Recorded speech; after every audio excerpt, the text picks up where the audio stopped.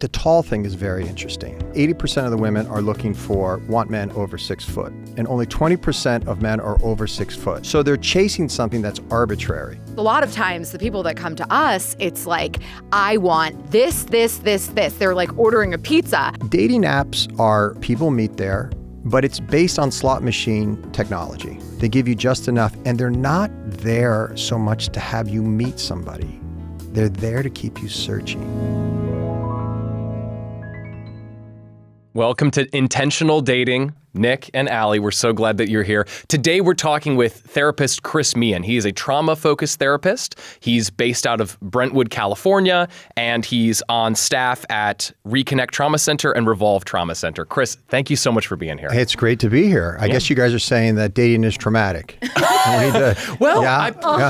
Perhaps it can be. It can be for some, I think. Yeah, it's been traumatic for me. Oh, boy. It has been, but it's been...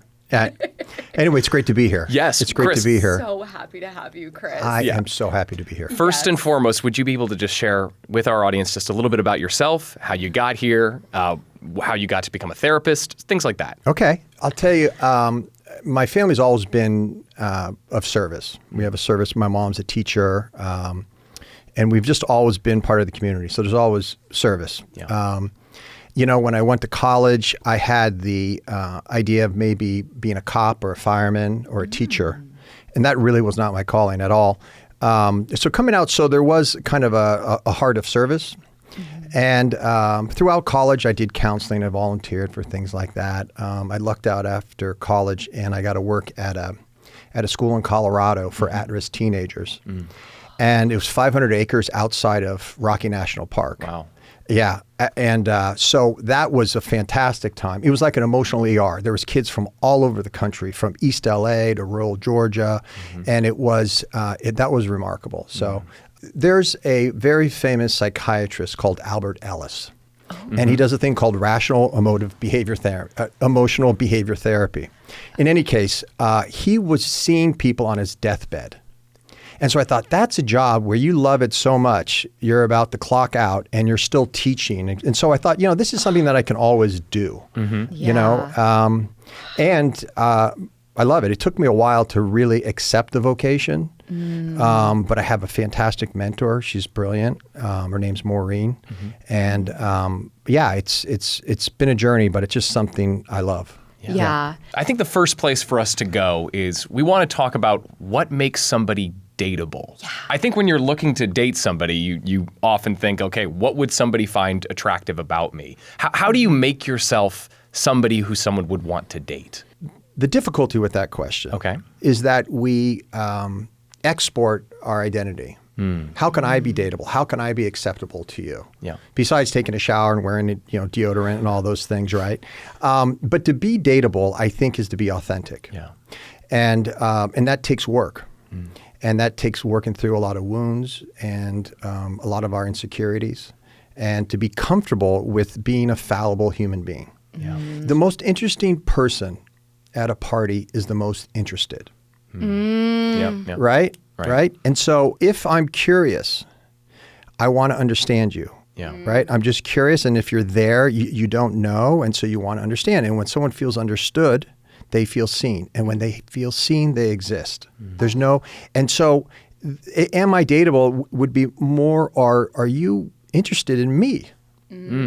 Like, are you interested in me? I just had someone come in and they said, they just went on one date and they said it was so nice because she was interested in me.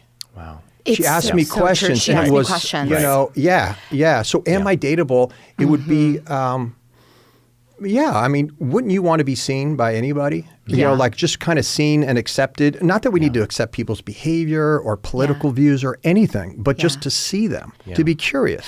I have read probably at this point thousands upon thousands of date feedback. And one of the most permeating things and issues that we get when we're getting this date feedback from these members that we've matched is the women say, the guys didn't ask me any questions. So the fact that you just pinpointed that, just being inquisitive, it goes so far. Because a lot of times the people that come to us, it's like, I want this, this, this, this. They're like ordering a pizza. So even I think we're being like super countercultural to be like, hey, flip it immediately and be like, let's look internally. What am I bringing? How am I learning about this person and bringing out the best of them? But yeah, that's I think there's a lot of emphasis, and maybe somewhat rightly so, emphasis put on, okay, how can I put my best foot forward? How can I show up as, somebody who other people like to be around, feel attracted to, all these things. So you're doing all this work on presenting the best version of yourself. Totally. But how do you shift the mindset? How do you shift towards, let me be curious about them, rather than just leading with everything about me? Right. To prove why I should be here on this date with you. Right. Yeah. How do you do that? It's not so much we remember what people say. It's how we felt when we're with them, Yeah. And it is true. Like at a party, if someone is really interested in you and you just, no one's has ever, you just start to unload and talk about yourself. And then they walk away and they say, oh my gosh, that person's wonderful. And you say, well, what did they do? And they're like, actually, I don't know. I just felt great. So, am I dateable? Nick, of course, right? We have to present ourselves. We take showers, we wear deodorant. We want to look our best. I mean, come on, we're not going to show up in sweats. Of course. Well, I have, but the date didn't go well. But now when you're married, you always show up in sweats. You're like sweater and sweats. Hey, where are those outfits? Hey, where's your gym membership?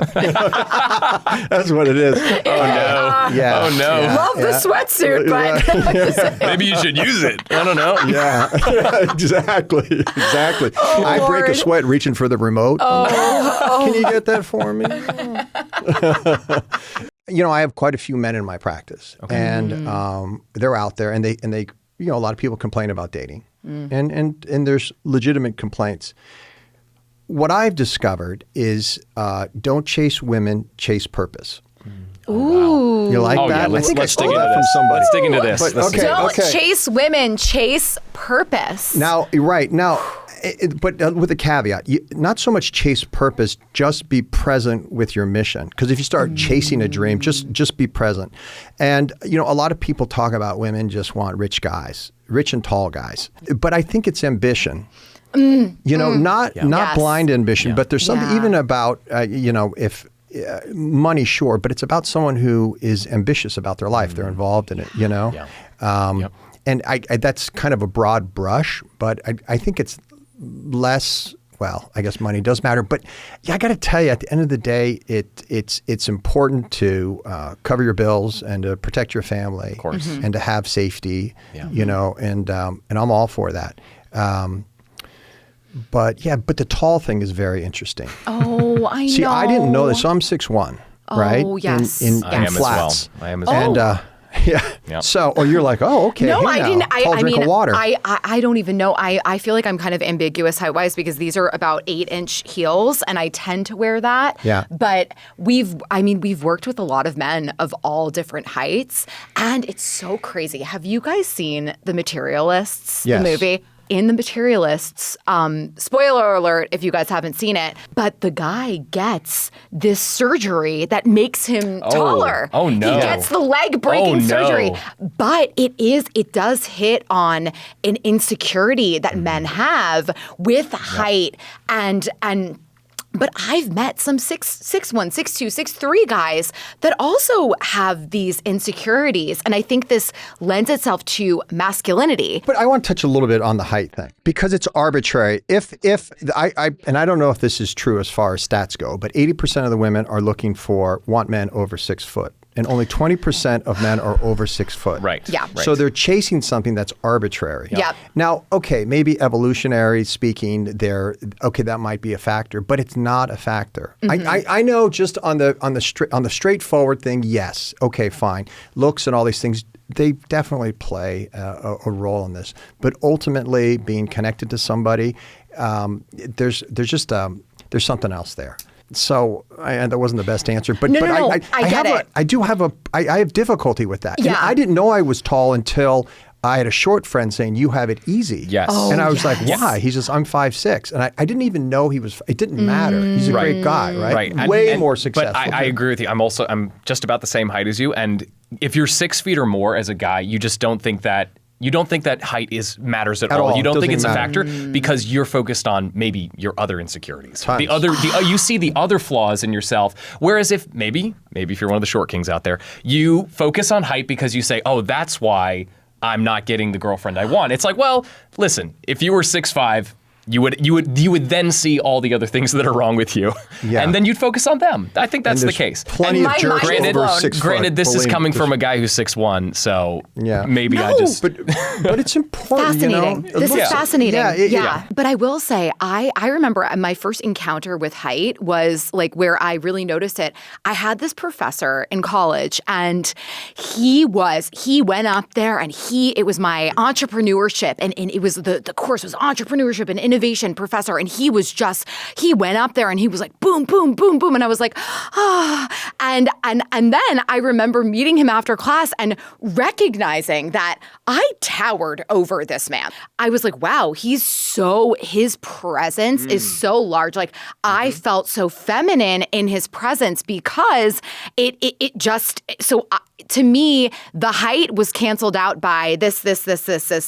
But I did, as then I became a matchmaker, and all these women came into our office and were like, I only want to date a man that's 6 foot plus. And then we're like, So that was my very first encounter of like, wait, no. It's not necessarily about the height. It's about, as a woman, feeling like you're in the presence of somebody that is masculine, like somebody that is taking charge, somebody that you can relax and be in your feminine with. And that's really, I think, what makes that attractive is that it's the physical manifestation of feeling safe and feeling like protected. That's really at the end of the day what it is. But I think that that's why your work is so great, because you're getting these men in these confident mindsets, right? Well, no. No, actually, you're not. You're not at all. but, Okay, never mind. Well, yeah. And also, did you actually that. date a guy that went, oh? Oh, yeah. Honey, I caught that too. I dated in LA for not quite 13 years, but I've seen it all. I know what you're saying. I mean, from your point of view, the reason why I say no is I think some men feel like they have to present it. Yeah. The presentation. And what's the core? So if we ask, like in the world of matter, right?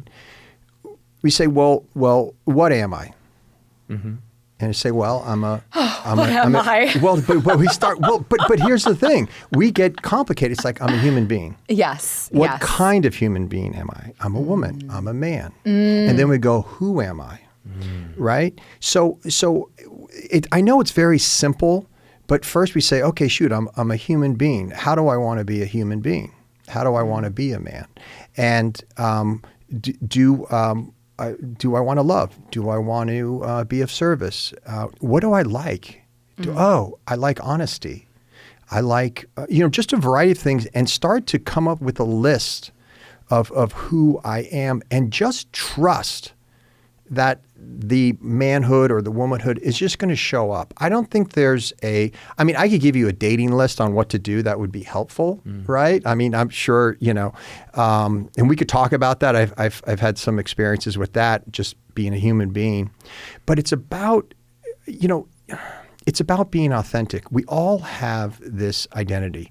We have something that will never be duplicated. Yeah. Never. Right. So each one of us, so not even in a religious sense, someone who's not religious at all called it the original source, the original source code. And so it's about identity, being authentic, being truly, and sometimes it takes some work to figure that out, just through childhood wounds and attachment wounds. But it really is not about how do I be a man, how do I just be myself, right? I would hate that when I was a kid. People would just say, just be yourself. I'm like, who am I? Like, really? Just be myself, And so that is, if we can all just get there, with living our identity, from ourself, right? So on this show, you guys would talk about maybe religiously speaking, from my soul. That is the baseline. And from that comes vocation, or the essence of mission. If I'm going off a little bit here, but if you don't So we're all mind. about please, here, please, Chris. So if someone comes during the actor strike and they've worked their entire life as an actor, right? So they are built to be an actor. They make money. They're not totally wealthy, but they make enough money. And they come in and say, I don't know who I am if I'm not acting. And so instead of being depressed because you're not acting, some people are suicidal. Oh my gosh, yeah. Right? So that's an identity. Why exist? I only exist if I do this. Yeah. So you can be depressed and sad. We are meant to be in vocation. We are meant to come forward with that, but it comes from identity. So the question then would be, well, who were you? I'm just going to make up something general because I don't want to talk about specifics, but if it would be, well, who were you when you helped your mother died of cancer? What were the values? What did you feel? What was going on? What did you miss? What were the insecurities? What was the mystery of it? And now they start to self-reflect, right? And they say, it was this part of me that there was so much love, but there was so much sadness. And what are they doing? They're self-consulting. They're referring to the self. I'm not having that experience. Oh, that's me. Who were you when you were running through the cornfields in Iowa, or when you and you start to have them reference themselves, and they go, oh, here I am. Yeah. Here I am. So like with childhood development, this is identity. We have it, but our parents are supposed to reflect it back to us, right? So it's reflect, don't reject, neglect, or correct. Okay, it rhymes. It's not perfect. But of course, we don't let children indulge in behavior that's going to work against them. But it's their job to reflect us back. But if that's interrupted, right, the kid is going to adapt to how their parents are acting. They're going to want to survive. So they start to put themselves on hold to do something or be something to adapt to a family system to be safe. And at that point, they kind of said, it's not okay to be myself, or I'm going to have to do it in secret. Does that kind of make sense? Yes. Totally. Right. Yeah. And go ahead, Nick. Yeah, I was just going to say, just taking this to dating, Right. which is all related, of course. I just feel like is what you're describing now. Okay, so they put a pause button because of a traumatic event in childhood. Yeah. Developmentally, there was a pause. Right. Is the next time they're encountering this, coming up against this break in their development, the next time is when they're dating, when they're being intimate with somebody, when they're trying to reach that stage in development? It comes up again in adulthood? It's a great question, because a lot of times we're in a relationship and we're projecting unmet needs onto the other person, expecting them to fulfill it. And we're both doing this unconsciously. Needs that should have been met, or it would have been better if they had been met it helps in your shape childhood identity, by parents. And it's not that person's job. It's no one's job. So now we have to figure out how to do it on our own. We were talking before we came on. It's an older movie, but I think a lot of people. It's Jerry Maguire. Yeah, it's a great movie, but there's a line in there that just is not right. Okay. I feel sure. Is that line where he comes out and he comes back to what's her face? Who's the woman in that? I forget. Renee Zellweger? Yes, yeah. And then he comes in and she has the cute little kid and the whole thing. And our buddy Tom Cruise, Jerry Maguire, Love Tom. I'm a Tom apologist. He says, "You complete me." And we all like, that's it. It's the worst line ever, because someone else can't completely. You're literally outsourcing your meaning and all these things and identity to someone else. And the other thing we were talking about, it's an old movie. I'm sure a lot of people haven't watched it, but it's called Love Story with Ryan O'Neal in the 1970s. And there's a hilarious line in there, and it was a popular movie, but. The woman, I forget her name. She was a star, but she says, being in love is never having to say that you're sorry. Oh my goodness. And I'm thinking, what? Unrealistic. That's 10 times before I make breakfast. It's just getting up. I'm like, sorry. But you had said something, Nick, you complete me. There is some sort of completion in a healthy marriage or in a relationship. There is something that we discover about ourselves that we haven't seen through it could be controversy or something like that, where we say, oh, I didn't know that. If this rupture didn't happen, and we discover ourselves in the repair, we're like, wow, that's something I didn't know. There's two types of attachment. There's a secure attachment and an insecure attachment. And to make it simple, the insecure attachment is going to fall into being avoidant or being anxious. There's some subcategories, but this is really just an overview. So if we're securely attached, our needs were met as a child. They were a good enough parent. It wasn't perfect, but it was. We knew that we were safe, we were soothed. There was attunement. There was a sense of delight, a sense of discovery. With an insecure attachment, see, we must attach. There's no choice. As a child, we'll attach to a heroin addict because we have no choice because we are completely helpless. Yes, right. Right? So that's safety. If safety's not, if I have an unpredictable mother who, let's just say she suffers from bipolar, I can't predict what she's doing. Right. So, or if my father is too complacent or he drinks or something like that, or he's just not emotionally available.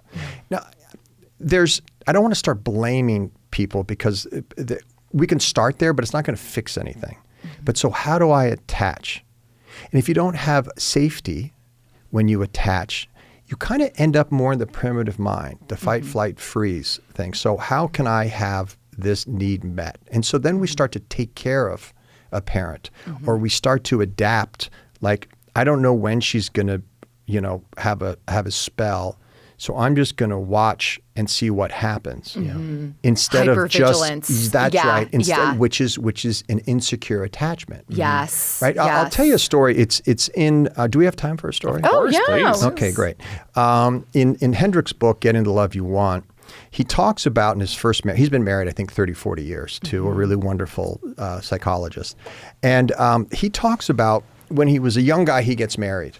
And he's on his honeymoon, and his wife is down the beach, and she's in a blue dress. And we'll get back to that later. And she's kind of hunched over, and she's looking at starfish. And he's back up the beach, and he's gathering driftwood for a fire. And he's ready to go, and he turns down, and he sees his wife, and he says, "Oh my God, I've married the wrong woman." And death comes over him, like down to his, just like this. There was just a complete decimation of him. Oh, it's the enemy. It's the worst. Enemy. But here's the thing. And so he buries it, runs down, they have a honeymoon, they're married for 10 years, on and off, they're arguing. So anyway, they get a divorce. And so it says, okay, great. You know what? I married the wrong woman. So he marries his current wife, I believe it's his current wife. And she's a psychologist. I mean, they hit it on all the numbers. Well, 2 years into the marriage, he's like, oh my gosh, I've married the wrong woman. Okay, so he did serious depth psychology. And what he found out, so they went back somatically in your body, because a childhood trauma is in the body. That's why we can't talk ourselves out of trauma. It's at a primitive level. Trauma is a reaction, not a response. Right. So I need to react. If I'm come out of a cave and there's a bear, I don't think. I don't want to say, okay, heart pump, legs move. We react. It's safety. So as a child, the cognitive brain isn't developed. So there's no way to get out of it. It's just not integrated. So you're operating from a developing brain. So trauma is in the body, right? So that's where they went. So your first marriage, you're at the beach. What's happening in the body? And so he gets that. He's grounded, and then he's like, "Yes, this is a feeling. It felt like death. It hit my chest, and my jaw tightened. I got weak in the knees. Whatever that was." And then the psychiatrist says, "Where else did you have this feeling? Just think where." So we're not thinking, where was this feeling? And he goes, "Oh my gosh, when I was 5." And he says, "What happened?" He goes, "Well, my dad just died, and I was the youngest of 5 kids. And my mom was cooking at the stove, and she was wearing a blue dress." So there's our trigger, right? It's just a trigger. There's always the trigger is attached to a bomb. If there's no bomb, it doesn't go off. I should say bomb is a little dramatic. No. No, I hear what you're It feels saying. like a bomb. So he's playing with his truck in the kitchen, and his dad has died. I mean, he's 5 or 6 years old, and now just in general, when a parent dies and you say he had cancer, daddy's in heaven, you give something, but there's just no concept, and the kid will always feel abandoned. A child will always blame themselves, even in their cognitive brain, how underdeveloped it is. But even if there's an understanding there, they will blame themselves. It's always a child's fault, right? So he's at this confused, sad stage, not in safety. And he goes to be soothed, Just imagine a little kid, your dad dies, and you go to your mother. She's the only person she's ever to. And she is hunched over the stove cooking, and she's completely depressed and non-responsive. Now, why is she depressed? Her husband just died. She has 5 kids. So it's not going after her, but the way that the child is trying to attach for safety. Yeah. Right? So at that time, the child said, I have got to emotionally be responsible for my mother for me to survive. It's that dramatic, right? So at that time, the child in some sort buries themselves because they're trying to survive. Just like when we're drowning, we're not thinking, we're drowning. So emotionally. So he's reaching towards his mom, and the mom is not there because she's depressed. So he develops, in order for him to exist, to feel safe, he has to emotionally be responsible for his mother, which is impossible. So he goes through life saying, I feel present, I have an identity if I emotionally take care of people. Not just concern and be sensitive, but literally be responsible for someone else's emotions, which is, it's not possible. So let's go back to the first marriage. He looks down the beach and the blue dress triggers him, right? And then he says, oh my gosh, for me to exist, I am going to have to be emotionally responsible. I'm going to be responsible for her emotions. And at that point, he says, oh my gosh, I'll never have a life. Because for me to exist, I'm going to have to abandon myself to take care of. And so it felt like death, and it is a death in a way. So for me to exist, I have to conditionally take care of somebody else.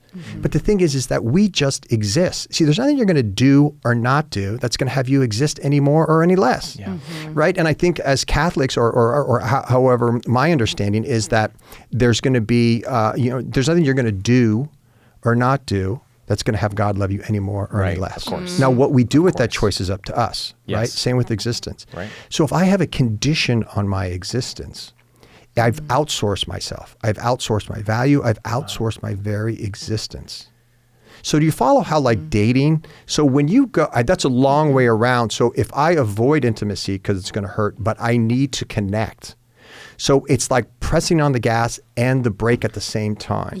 Like avoidant. Avoidant attachment. It's an avoidant. And then an anxious person is, I need somebody, I need to cling. So that was a long way around. Is that, I know you guys are very agreeable. I just want to make sure that that's helping We're me. not always agreeable. That's helping me understand that there are a lot of folks out there who they have childhood trauma, they have certain traumas in their life, and it's something that has not been worked through and processed in a professional way, and therefore they keep getting into relationships where old wounds resurface and they just can't get past them, and perhaps they don't know why the relationship just isn't going to work. You're amazing. What we do is we reenact a situation and try to change the ending. So we feel like we have control and we're going to change the ending, but we can't. Oh my gosh. So we keep going into these relationships trying. It's all unconscious. But until we bring that up and then deal with it. Okay, that might have been the wrong woman. But who knows? And I think there's also so much grace that has to be had in dating for all of us, right? Because it's not, if we go into the dating world and, we meet somebody that has an anxious attachment style or an avoidant attachment style, and knowing all of this is so important because we're then able to give grace and to be like, oh, okay, if this person just maybe maybe I was at an event and I didn't text back my partner for a couple hours, and so he might get anxious.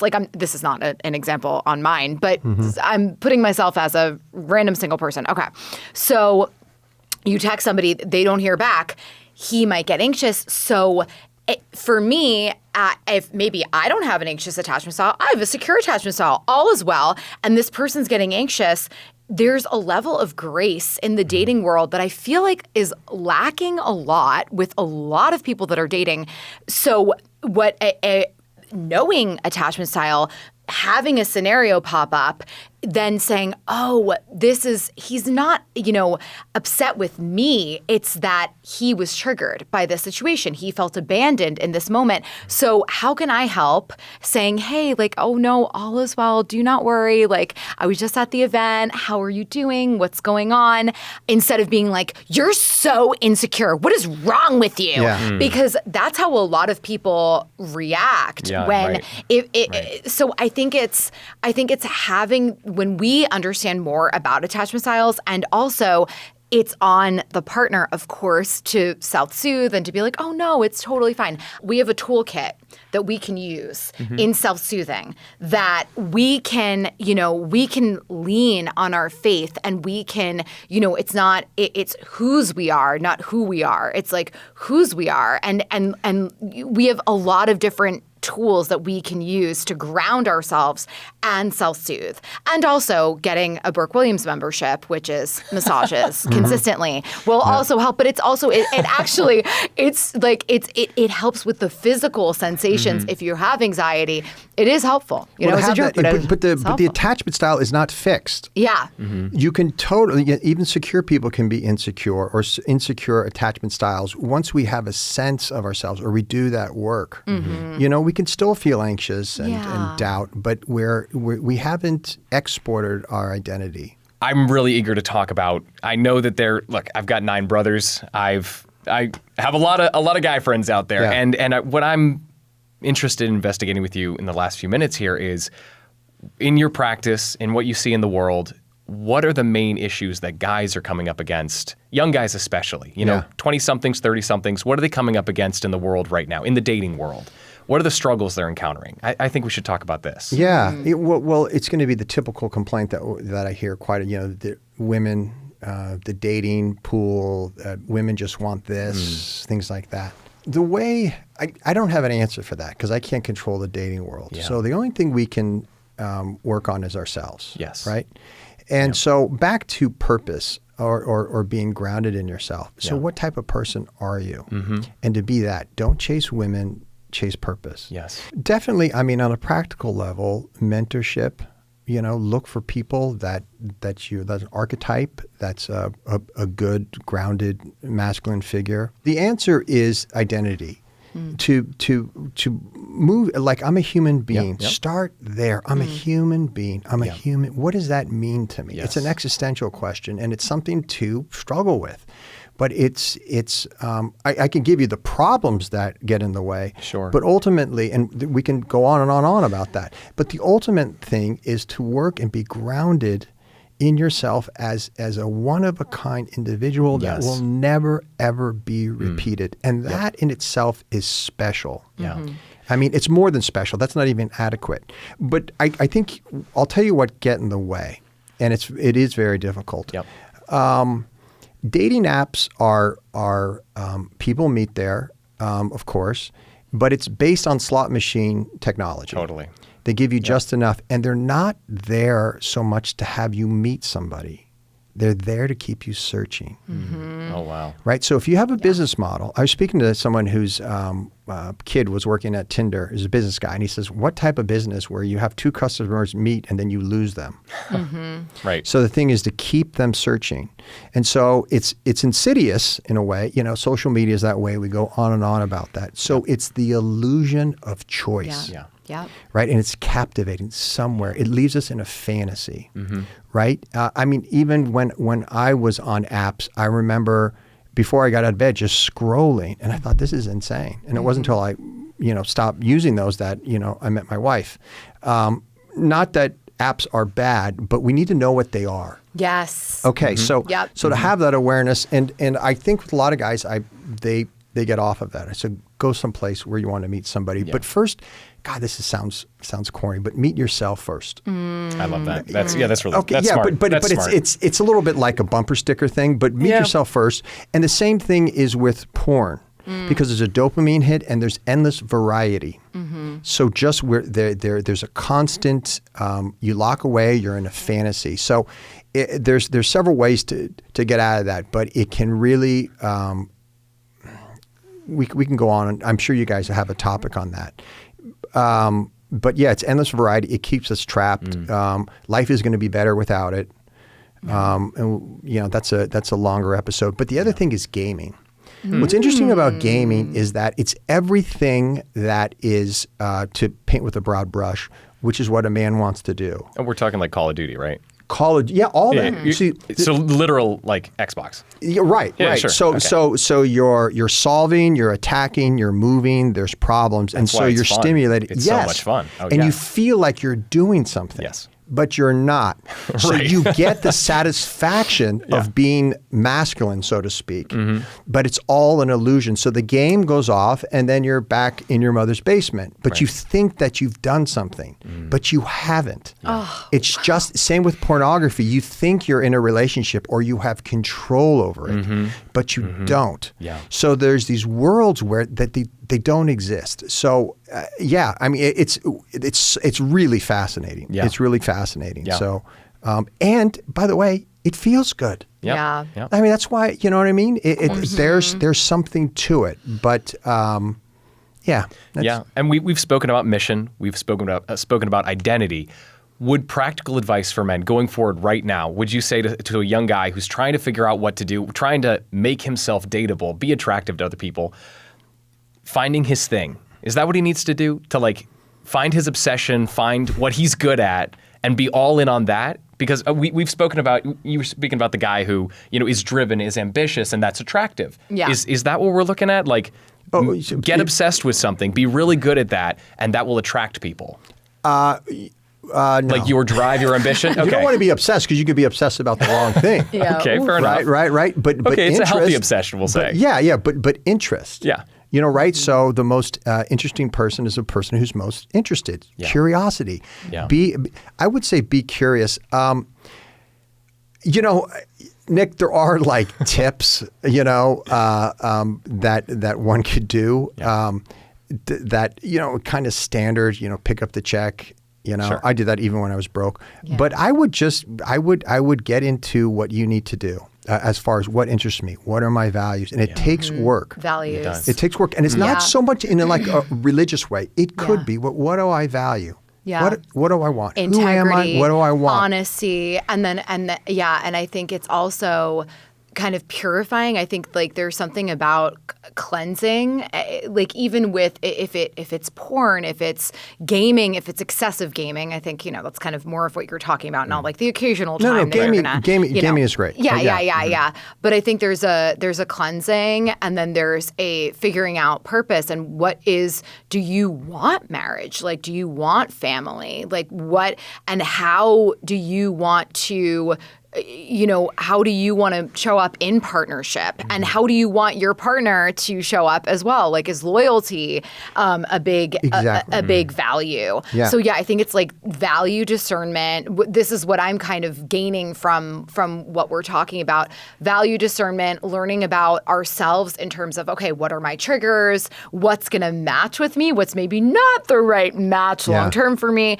But yeah, also figuring out self and I mean, speaking from a, you know, super Catholic Christian girly over here, I know that it's been so incredible and impactful for me because I have been through breakups that were devastating, and just being able to ground myself in, you know, all of this, you know, like the like with when you're on the boat and Jesus is, and we're all the disciples are like, what's going on? And Jesus is like, relax, I've got this. Yeah. I want to stick with the boat metaphor, Yeah. but I'm also, you have 9 brothers and you have 9 brothers. 9 brothers, yeah. I'm one of What 10 would boys. you say?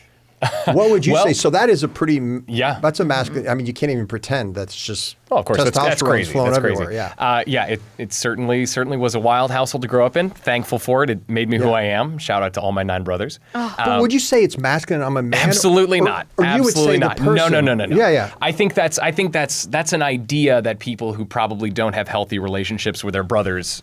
That's what they think about. They think, Yeah. oh, it must be like so macho all the time. Or they what are you don't talking about? have brothers. Yeah, or I'm don't- a sister. I don't know. I didn't know men. Yeah, until exactly. So the idea of 13 all years these ago. all these boys, Yeah. it's just theoretical at that point. And, you know, hate to say, It is, but yeah. no, it was not like that at all. I'm very very thankful to have a lot of great men and role models in my family, right in my household, or my household as a kid, and that's not manhood to me. Manhood to me is not the macho, performative Arnold Schwarzenegger type thing.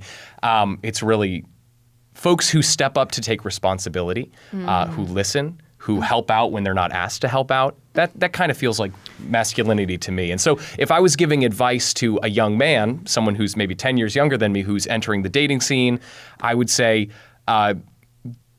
be really interested in something.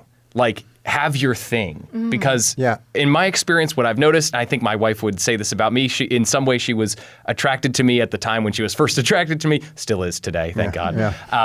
But she was drawn to me, I think, because she was like, wow, you kind of know who you are and you're really on a path, you're ambitious, you're going after something. And that's kind of how it started. But that's the advice I'd give to younger guys. That's not being a man. That's being a human. She goes, right. I know what that's human. Okay. See, I guess my only understanding of being a human in personal experience is being a man. Is being a man. No, I'm with you on that. But I would also say principle. Yeah. See, in your family and your brothers, there's a certain principle. I'm sure you guys went off the reservation, did crazy stuff. But it wasn't about I'm a man. There was a certain there's a quality or an understanding about yourself that are principled. So first off, we were talking a little bit before the show. Dating isn't a waiting room. I mean, being single isn't a waiting room. But if we use dating or meeting people on a rowboat on a lake, and we're kind of going here and there, and there's a breeze, and there's time to meet people and to be friendly and see what's going on, and that's the time, I think. And so being single is a really wonderful time to explore that. Engagement is not. And this is what so a lot of people, I think, right, Catholics have to go to a certain amount of therapy sessions before they get married or something like that, or meetings with their pastor, and sometimes they'll go to like a marriage prep weekend, pre-Cana. And I'm sure in Christian, a lot of Christians do too. But see, but I think people start going after therapy, go to therapy during engagement, and I think it's too late. Because what do we start doing once we're engaged? Wedding date. We're thinking about our dress. Right. Well, I wore a dress at my no. Obviously. Hey, come on, it's LA. I can do what I want. Honey. Yeah, hey. Oh my gosh, and I had it was great.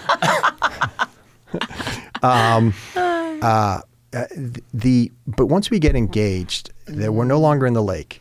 We're in the river. And that current goes. And so if something goes wrong, now you have the list out, you have the catering, and it's really hard to go against that current. So right, and so really, this should all start way before engagement. Dating, but there's once we get in that river with engagement, it's really hard to turn that around. So wherever we can have room and less pressure to get to know somebody, including ourselves. So just to stick with the boat metaphor, to use that time to really start to ask the difficult questions. For me, it wasn't the waiting room; it's the weight room, because Lord knows I built up that muscle. I really did. But no, I absolutely love that, Chris. Thank you so much for just sharing this wisdom with us. We will need to have you back, because we could go on. There's a lot more we need to talk about. When I caught on fire on the date, we never got to that. We never even got to that. Little teaser for next time. Therapist catches on fire. And survives. Yes, and survives. And gets married. I went on 4 more dates, but I brought Lord help us. I caught on fire. Well, thank you guys so much for joining us today, and we will see you next time. Take care, y'all.